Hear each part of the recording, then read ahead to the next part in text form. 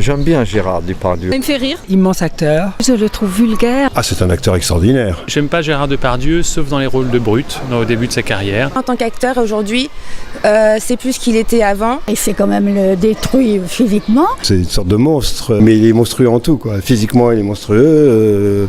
Il a une façon de jouer qui peut être formidable. Avec des choix de films parfois originaux. C'est un personnage qui a à la fois une personnalité, une truculence et une capacité à transmettre ses opinions d'une façon très claire. Parfois drôle, parfois bête. Bon, il y a toute cette histoire de Russie et tout ça qui l'ont un peu plombé d'un point de vue image. Il ne voulait pas rester en France pour qu'on bouffe son argent. Il a été ailleurs. Je trouve qu'il abandonne la France.